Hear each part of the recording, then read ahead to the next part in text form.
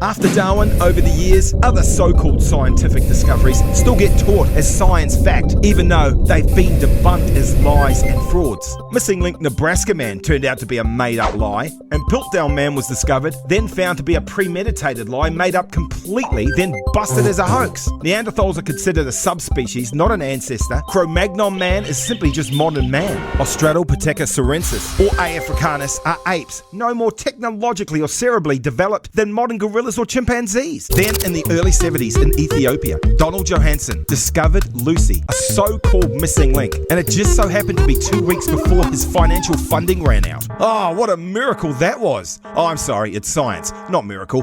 What a scientific convenient coincidence that was. Lucy was about 3 feet tall and was obviously just a chimpanzee of some kind, but she really was one big missing link, mainly because her skeleton was missing so many links. Most of her bones were missing, including her face, because the skull was smashed in and unrecognizable, so they couldn't tell anything about it. But somehow they still managed to draw Lucy with a half ape, half human face. The hands and feet were missing, but they still draw her with human hands and feet. The supposed knee joint for Lucy was found 1.5 miles away and 200 feet deeper underground, which in so-called science years makes her knee about 200 million odd years older than the rest of her body, which remember was mostly missing.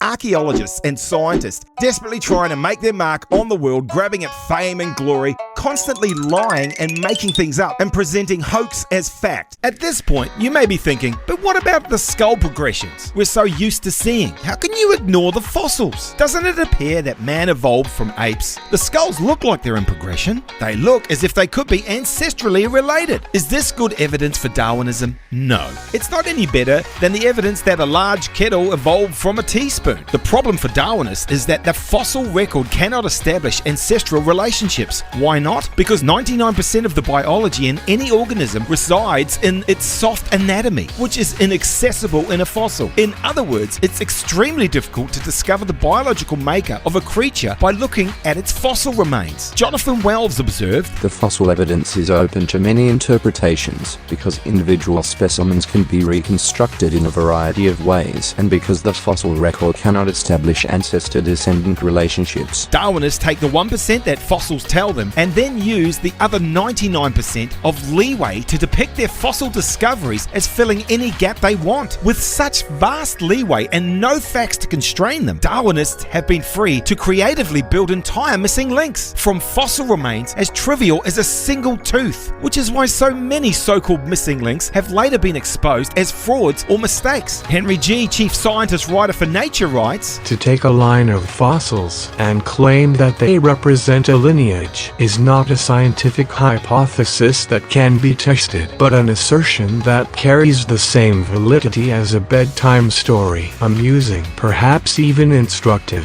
but not scientific." Not only is the fossil record inaccurate to establish ancestral relationships, in light of what we know about the irreducibly complex nature of biology systems, the fossil record is irrelevant to the question. The similarity of structure or anatomy between types also tells us nothing about common ancestry. Michael B. writes, "Anatomy is, quite simply, irrelevant to the question of whether evolution could take place on the molecular level. So is the fossil record. It no longer matters whether there are huge gaps in the fossil record or whether the record is as continuous as that of US presidents. And if there are gaps, it does not matter whether they can be explained plausibly. The fossil record has nothing to tell us about whether the interactions of 11-CTS retinol with rhodopsin transducin and phosphodiesterase, irreducibly complex systems, could have developed step by step." So, according to B, biology dwarfs anatomy on the question of plausibility of macroevolution, just as the context of a book provides more information than the cover. The biology of a creature provides more information than the skeletal structure. Nevertheless, Darwinists have long argued that similarity of structure between, say, apes and humans is evidence of common ancestry or common descent. Does it even dawn on them that the similarity of structure may be evidence of a common designer rather than a common ancestor? After all, the world is governed by certain physical and chemical laws. Perhaps the only certain range of anatomical structures will be conducive to animals designed to walk on two legs. Since we all have to live in the same biosphere, we should expect some creatures to have similar design. Moreover, apes may have similar structures to humans, but what is often overlooked is the fact that apes and humans bear almost no resemblance to snakes, fungus, and trees. But according to Darwinism, all living things have evolved from the same ancestor. To posit Darwinism, you must be able to explain the vast dissimilarity between living things. You must be able to explain how the palm tree, the peacock, octopus, locust, bat, hippopotamus, porcupine, seahorse, Venus flytrap, the human, and mildew, for example, all have descended from the first irreducibly complex life without intelligent intervention. You also have to explain how the first life and the universe came into existence as well without visible explanations, which Darwinists have failed to provide.